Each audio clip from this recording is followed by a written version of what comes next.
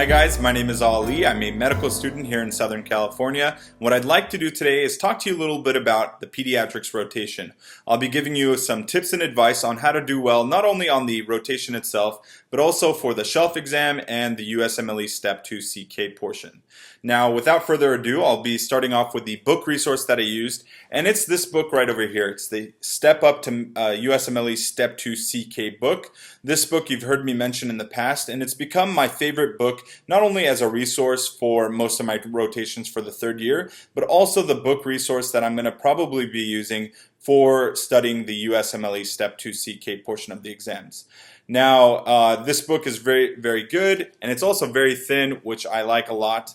And so what I've been doing was basically the same thing that I did for my USMLE Step 1 exam, and that is tab the book so that it's easy to access the different sections, highlight the book in the schema that I find useful, and also write any additional notes on the particular sections that I feel are necessary come the USMLE Step 2 study time.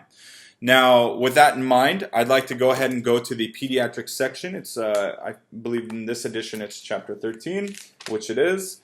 And here it is. There's a dedicated section for the pediatrics portion, which is great, but also keep in mind, this book in particular is going to have a pediatric section for each system. So if you're looking at cardiovascular, if you're looking at pulmonary, GI, any of these sections, look in the very back, typically it's in the back, and you will find a pediatric considerations section.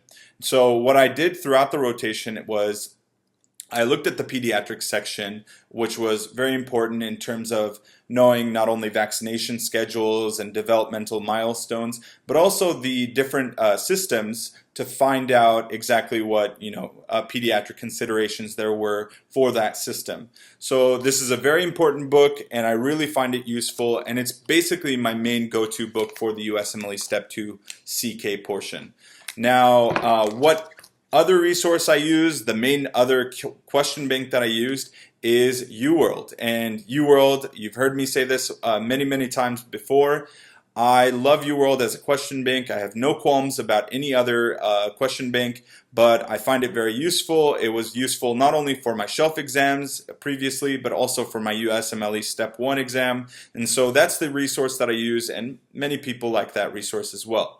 So what I would do every single day is, I'd randomize pediatrics questions. I think there were like 300 and some odd or 400 questions. And what I do is I'd wake up in the morning, hit random, and I do a block of 40. And I'd review the questions. Sometimes I wouldn't have enough time, so after I came back after the clerkship, then I would review it. Or even during the clerkship, if there was downtime on my phone, I would look at the questions and read the explanations. Now, what's important is that you turn off all these distractions that are around you. Turn off your TV, turn off your phone, unless obviously you're using UWorld on the phone. Turn off all these distractions and focus and dedicate that time, because what it is a huge resource with a lot of information, and take advantage of that as much as you can. Now, if there was information that was in UWorld and was not in here, what I'd do is I'd highlight it in there, and basically after every question I would go to see if that information was in this book, and then add it to the book if it wasn't in there. And so with these resources, keep these resources in mind. It's very quick and easy. I know there's not really many resources that I mentioned here, just the Step Up to USMLE Step 2 CK and the UWorld question bank. And honestly, that's all I needed. Going throughout your clerkship, keep in mind the well child checks, how to do well child checks with different age groups, mentioning all the developmental milestones to your attending, and also knowing your vaccination schedules is very important. Also, what's another important thing throughout the rotation is understanding the different numbers for your lab values. There's definitely different lab values. There's also different vital signs. Like an infant is going to have a higher heart rate. Their infants also breathe much more rapidly. And so things like this you need to keep in mind. And so instead of saying to your attending, I think this patient has anemia, when in fact the patient doesn't have anemia, they're just a child, and you need to take that into the consideration.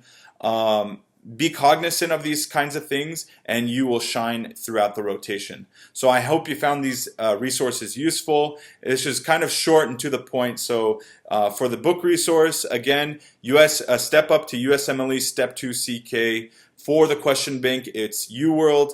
And keep in mind all the things that I mentioned before in terms of lab values, normal lab values for the different age groups, as well as the vital signs. Knowing these things are very important, and I hope you do well throughout the rotation. If you like this video and like to see more, please subscribe and hit the like button, and I'll catch you guys later. Take care.